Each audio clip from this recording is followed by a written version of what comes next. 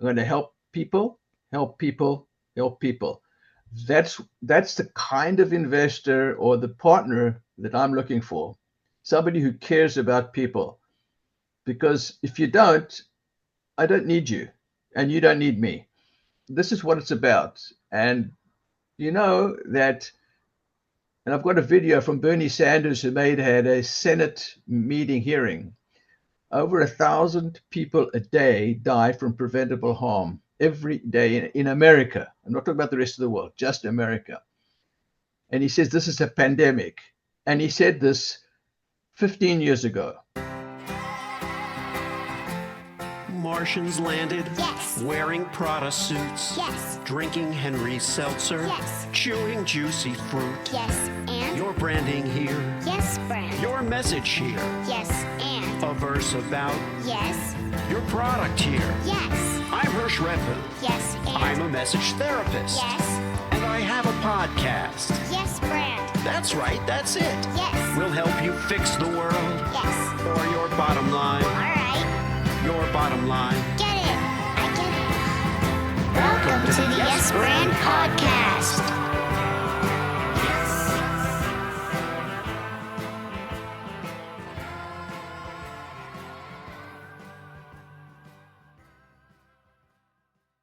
I have a very special guest today on Brand Voice Runway. Douglas Dotan is executive chairman at Penguin.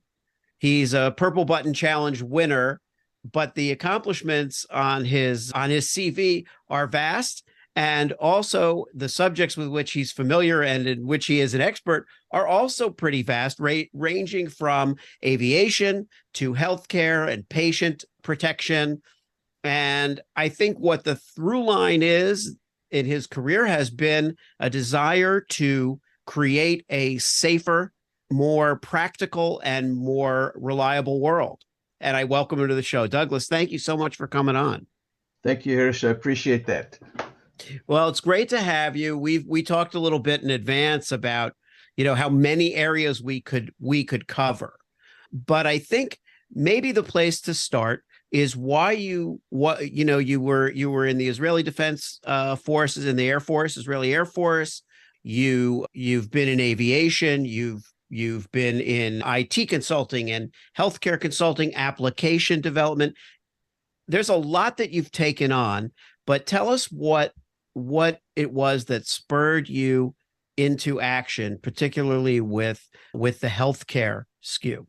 Interesting. So just something that's always bothered me since my mother died. My mother died from a preventable error. And they diagnosed her as having a heart attack when she actually had septic shock. She went into septic shock, and they realized that very late in the game when her organs started to fail, and she died within 5 days, and she didn't even have surgery or anything. She just came. A lot of sepsis people come to the hospital with it. They missed it. And because they missed it, she died. And I was there with her when she died, and that's always bugged me. So after I retired from the Air Force, and I was an Air Safety Investigator, I investigated crashes, and we had changed the whole policy back then in the 80s to find out what we could do to prevent accidents rather than investigate accidents for punitive reasons, which were happening. Pilots were going to jail, they were being grounded, they were doing all these things, but pilots don't have accidents on purpose, usually. It's by inadvertently, and the systems fail them, and human factors was a big deal. So when I came to the States to build my consulting company after retirement from the Air Force, I landed up working for a Fortune 500 company called Air Security International. I was the head of their safety for the Fortune 500 companies flying on the overseas flights, preparing their safety and security briefings. And using my experience of how to create circles of protection and prevent harm, keep the executive safe, the aircraft safe, the pilot safe, flying into regions of conflict, how to protect their aircraft and so on. So I did that for about 10 years. At the same time, I went back to school and I got a degree in industrial and organizational psychology. It's a behavioral science degree. And I was very concerned about the human factors and why people do what they do. And so after I finished with that, I finished my degree. In the same year that I got my degree, the Institute of Medicine came out with the report to err is human. And that was perfect for me. So I said, that's right. And they looked to aviation to reduce preventable medical harm from patients by 50% in 5 years. Well, we're 2 decades past that, and we've made an improvement of about 5%. So we're way beyond the possibility of the projections. And yet, if you look at aviation, in the Air Force, we had like 30 to 40 accidents a year, which was acceptable because I said, yeah, that's the cost of doing business. Mhm. Well, it wasn't acceptable. And when I was commissioned to my role as an Air Safety Investigator, and I was sent to the United States to train at the University of Southern California School of System Safety and Engineering and Safety Management, I learned to know what I didn't know. And that's what I bring to executives today, so that they can learn to know what they don't know, because it's just as important as what they do know, if not more important. So this is what I've done. And I started an IT company when there was very little medical records. In the year 2000, there were very few hospitals had electronic medical records, so there wasn't much data. So using Bayesian theory, and I built teams, and that's what I do very well, by the way. I build excellent teams to solve very difficult unmet needs. And I had a terrific team, worked with a team from Dynasty, and they were doing things for aviation, for GE locomotive, General Electric engines on aircraft. Back 20 years ago, aircraft was sending like telemetry about an engine's performance to the ground. So they knew that if it was going to fail, they would have a replacement engine. So the aircraft would continue to fly. They would change it.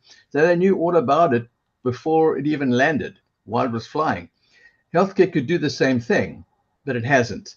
So moving fast forward, 15 years, I built systems. What we could all do is like do a preventing patient harm by having incident management or event management systems, which I thought back then was what we needed because that's all we could do. But the whole idea was, how do we prevent these things from happening? And there wasn't enough data to do that.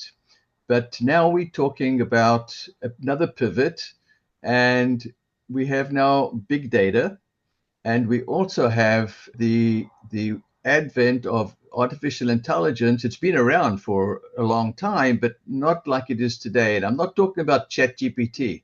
Yeah. I'm talking about predictive analytics, the real science and data. Well, Douglas, so let me ask you this. When we talk about preventive data, medicine, practice, is there an issue here with the profitability of, when you talk about, we talked about CAPA before the call, about corrective action versus preventive action, and we know that corrective action is much more expensive. Well, that's the same in healthcare, right? When a patient gets sick, the corrective action is going to cost even more, but that's also better for the providers in terms of the money, the insurance companies, all of those big organizations that get rich off of the illnesses and the care of people. They'd rather have a patient for 50 years on a medicine than have them get better in 2 years. So how does that factor into this endeavor that you're trying to engage in? Perfect question, Hersh, because that's exactly what people think. We make more money from keeping people in hospital beds rather than getting them out of hospital beds, because that bed costs about $3,000 a day. So that's good money. Well, there's a thing called bundled payments. And bundled payments, this is called a DRG, and this is the codes that are used for providing services. So the hospitals get paid for a certain diagnosis, okay? So in other words, if you're having a knee replacement, you're going to spend 5 days in the hospital, one day in the PACU, that's the post anesthesia care unit. You're going to spend one day in the ICU. You're going to spend 3 days in the hospital, and you're going to get discharged. If you have an extended length of stay, you stay longer, it costs the hospital money. It's outside of the DRG. It's a bundled payment. If they can get them out of the hospital quicker, they still get paid for the bundled payment, but they save $3,000 per patient. If they make their money out of the ICU, it's very expensive. So if it's part of the DRG, you want them to go to the ICU, but you don't want unplanned stay in the ICU because that costs you money. So they start deducting from them. So you're right. We want them in the hospital. We want sick people to get better because we're going to get paid to make them better. And if we hurt them, we're going to lose money. So the system it's punitive in a way that if you do something wrong, it's on you. And so in the past, if you just got paid for treatment, whether you hurt the patient or not, you made more money by hurting the patient and keeping him longer in the hospital, but not anymore. It's changing every day. Right. And so tell me a little more about the IT and how you envision using artificial intelligence to improve patient safety. Right. So, and I'll give you the example of something that we're going very specific. A lot of companies will say, oh, we're doing AI. Yeah, sure. What are you doing with AI? We're solving all your problems. Well, you can't solve all your problems. You have to be very specific. So we go very narrow and very deep, and we do something very, very well. And we've identified the biggest unmet need in the world globally, and that is patient death or mortality within 30 days of surgery. And this is published by Lancet, the Lancet Journal in England. And it's done basically on the top 11 countries in the world who are the, not third world countries. And in third world countries, it's much higher. Sure. And they have identified that people usually don't die in the operating room because that's costly. You want to get them into the corridor or somewhere else to die, not in the operating room. But let's say that you get them released from the hospital because you don't want to go past the DRG I spoke about, those 5 days. Right. You want to get them out in 4 days, make more money, or in 5 days get paid what the policy pays you. But what if you get them out too soon and you need to keep them longer? Then they have a readmission. There's a penalty for readmission within 30 days. What happens if the patient goes home and they're not being monitored for deterioration? So they start to get sicker and they don't communicate with anybody. They don't have any telemedicine connected to them. They don't have any data analytics, and they get sicker, and then they have to go back into the emergency room or the ICU, or they die. So this is a global issue. So the idea with the AI is that we start building a profile of certain patients that were going for elective surgery, for instance. Okay, saying you're going for knee surgery, but you're a cancer patient. So you're being treated for leukemia, you're having these drugs, you have an impaired immune system, but you're going for knee surgery. You're a much more complicated patient than Nolan Ryan, who has a shoulder surgery because he was pitching, and he's 100% fit, and nothing else is wrong with him. He's not overweight. He doesn't have diabetes. He doesn't have anything else wrong with him. So he's a lower risk patient for the same surgery. So we have to monitor those patients in those profiles. So the new patient coming in for elective surgery will be monitored from the devices that are measuring their vitals in the operating room in real time. Now, I'm trying to explain how the AI works, because if you have an anesthesia machine that monitors your breathing, but your breathing's okay, but your oxygen saturation is going down, your blood pressure is going up, your pulse is dropping, but it all doesn't happen at the same time. So humans cannot monitor multiple devices. You've seen what an operating room looks like. You're hooked up to all these wires and machines, and they start giving alarms and alerts that are false positives. 70% of the alerts in an operating room are false positive, and it causes an issue called alarm or alert fatigue to the doctors and the nurses. They turn these things off, or they calibrate them so that they won't go off because they're not true positives. With the algorithms of the machine learning models that we train, we could actually take the data from different ones based on pre-data that we did. We've done data from Boston Children's, MIT, and Harvard on about 15 million different patients. So we have a algorithm in our model that we know works, which we're going to put it into a hospital right now to do a usability and feasibility study to make sure that what we found on cleaned data, that from static data into live data in the operating room, and then we'll publish that and then take that to market. So this is a major unmet need globally. So that's kind of high level of what we do. It's bringing all this data together in one place, and the alerts will go to the charge nurse, to the surgeon, to the nursing station, to the medical record. It goes everywhere at the same time, and it follows a pattern. It's pattern recognition and trending. So when you have a trend and a pattern, it's not an alert that goes off that is true or false positive or false negative, but it's a true positive. And that means that the doctors are not disturbed during the surgery or in the post-anesthesia care unit or in the ICU or in the general ward.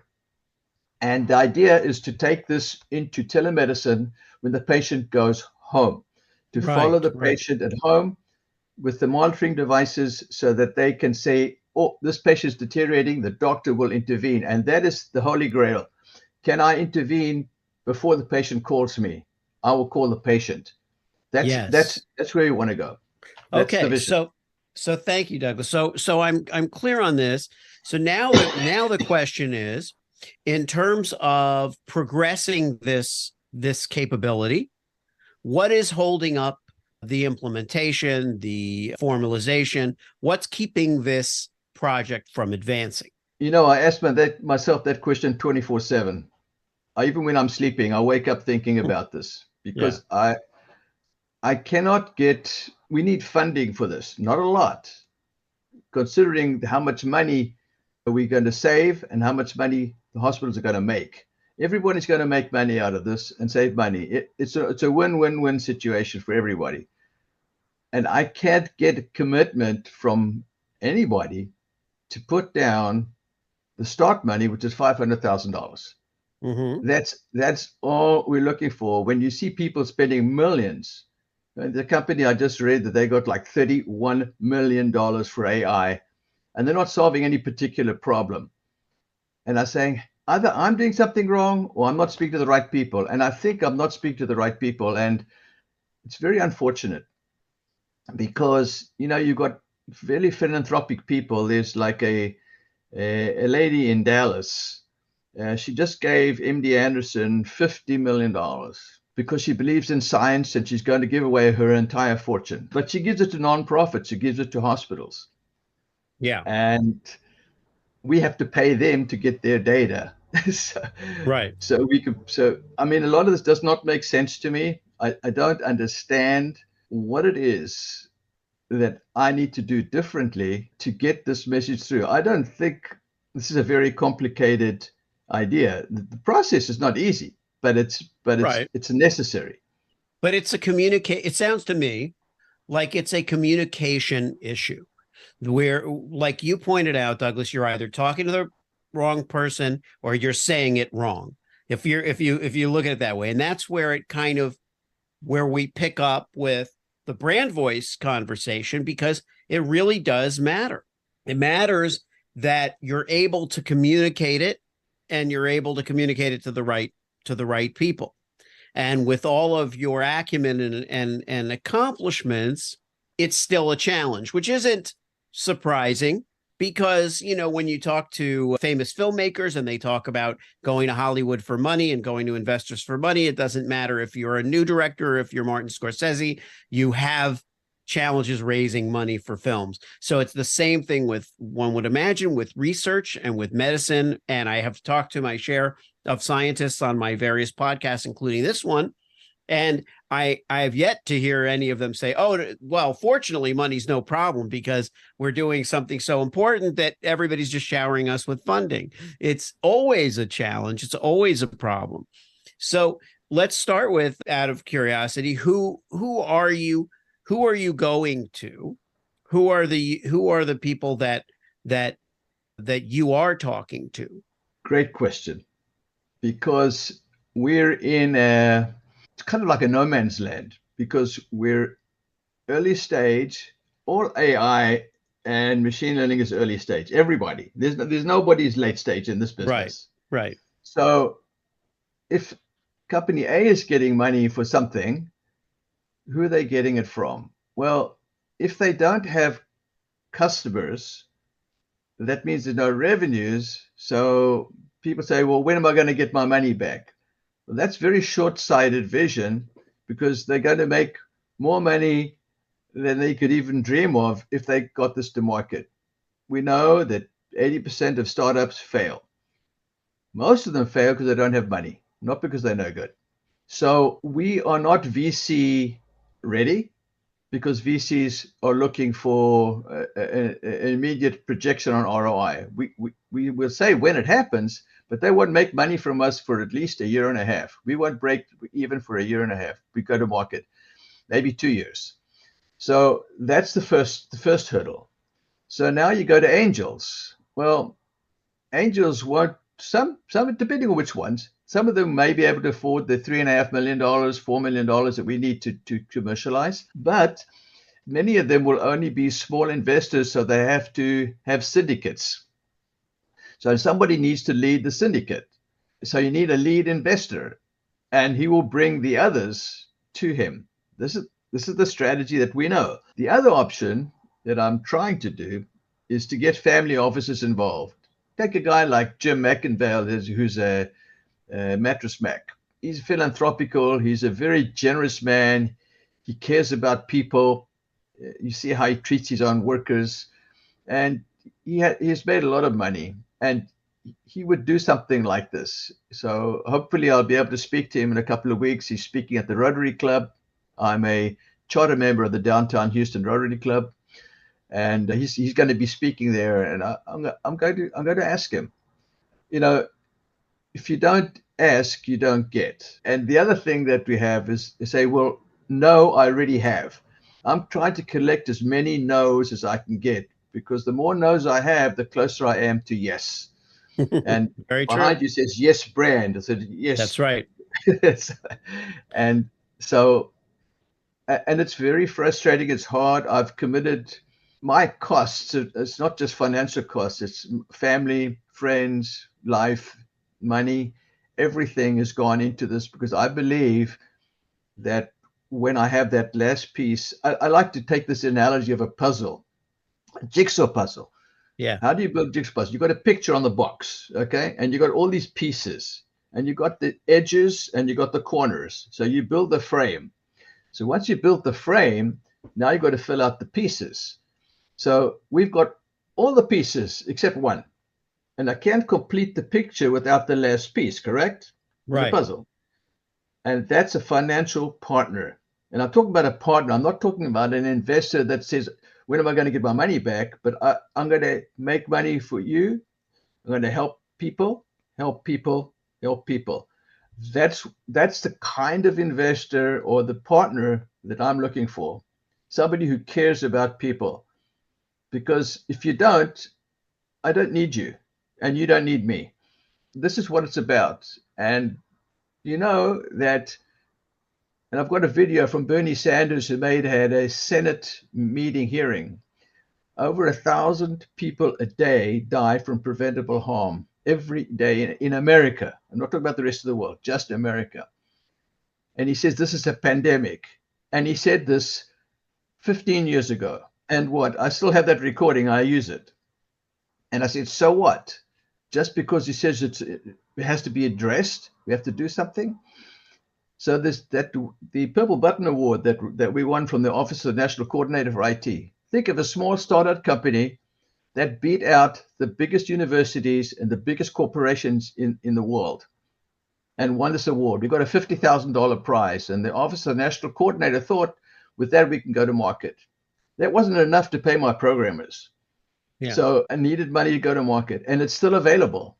And it could be used through the medical treatment facilities, the MTFs, around the world. Just think, we have a military, we have the Navy, the Army in Germany, and in other countries around the world that have medical treatments. And let's say that they have this mobile app that works on what they call a common format. The National Quality Forum authorized this, and it's in federal law, how you protect this data and how you learn from it, and you can learn collectively. Can you imagine having a central database like the aviation does? Aviation has a central reporting system.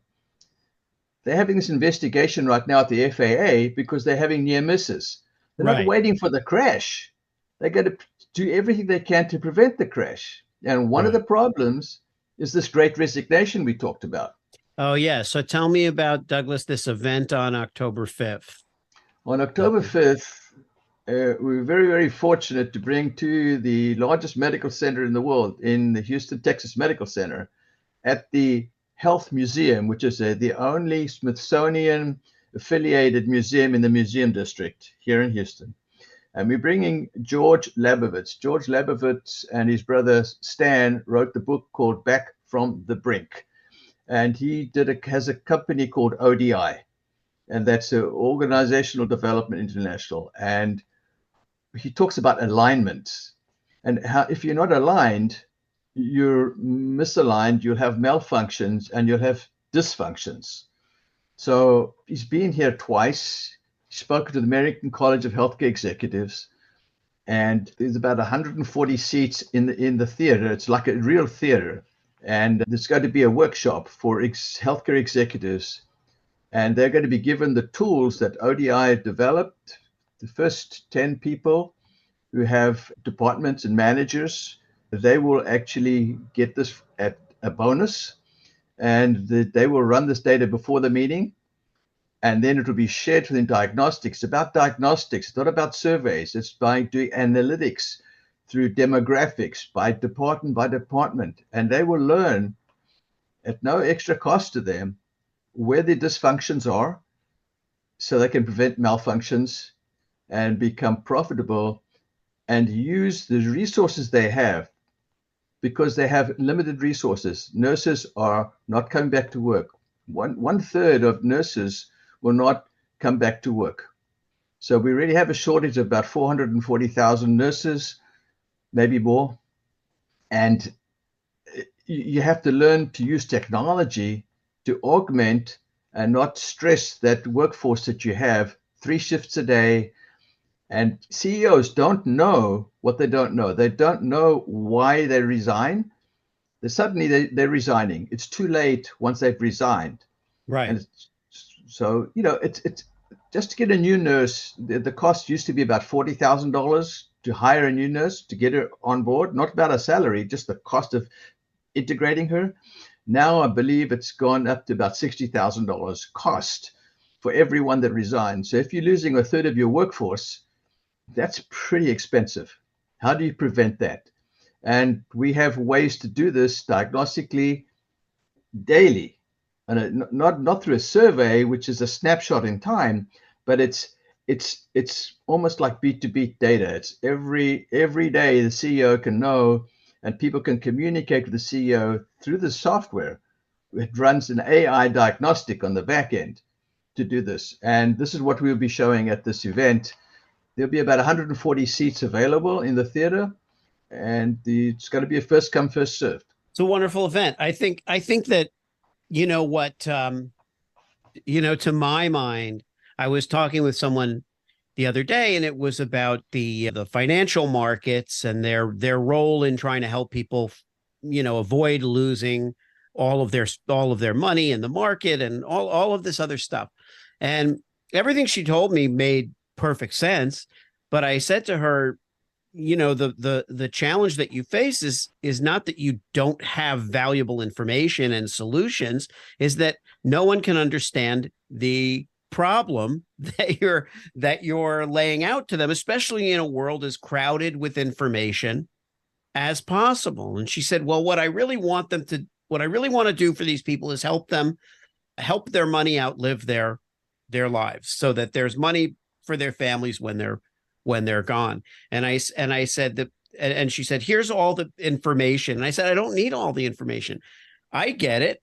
We need to come up with something to say to your audience that grabs them in a way that all of that other stuff doesn't. And I said, why don't you just say the world is not the world isn't ending tomorrow as the subject of your email. And I said, and then say, so you better get your shit together because it's not ending tomorrow. So if you want your money to outlive you, then you better start figuring out some solutions. And I said, go take that, put that out in an email and see what happens, because sometimes you need to shake the tree. So, it's not, you could stand there throwing balls up at the tree to try to get to knock the apple off, or you could just shake the tree with something really powerful. And I think that in this case, that's what it's going to take, is to cut through, to get those partners, what I would call partners on purpose. You need partners on purpose for these endeavors, because they're not partners who are just donating money. They're not just philanthropists. They're people who see the value in business and making money, but they're not in it for that. That's where I kind of liken it to almost the movie making thing, because that was my background when I first started out. And people would get into the movie business out of a love for the movie, or a love for the message, or a love for whatever it was. They didn't expect to make money. Now, in that case, that was probably a good thing, because most movies don't make money for the investors. But when it comes to science and technology, we know the money is there. We know the return will be there on a great idea. The fact that it helps people, saves lives, and saves costs on all kinds of other things that aren't saving lives is really what it's all about. But the partner on purpose, which I don't know if anybody ever said that before, maybe not, but that's the way, that's what you are seeking, because the partner part is that if your company makes money, they make money. If they put money in, they're going to get money out. But the purpose is what drives them. Purpose is what drives. It's the why. It's the why. Yeah, right. It's not the what and the how. It's the why. The rest of, if you had the right why, everything can happen. Right. And without the why, it doesn't matter. And I think it circles back around to your mom. My mother passed away post-op after knee replacement surgery, and a tiny sliver of bone had come off and gotten into her bloodstream. And it happens in maybe 5% of cases. But, now, is that kind of incident preventable? I don't know. She was getting excellent care. It's not, there are certain things you cannot prevent. The odds, even when the odds are in your favor, as they were going into this surgery where she was 71 years old, she was expected to have a lot of pain and a lot of rehab, but not expected to be, a risk to her life. But when you see things happen like that, you're like, well, certainly we should prevent, in every case, we should prevent the risk and minimize the risk of death in post-operative cases. And there are way more tragic stories that I'm sure we're both aware of, where people much younger have gone in for even elective surgeries.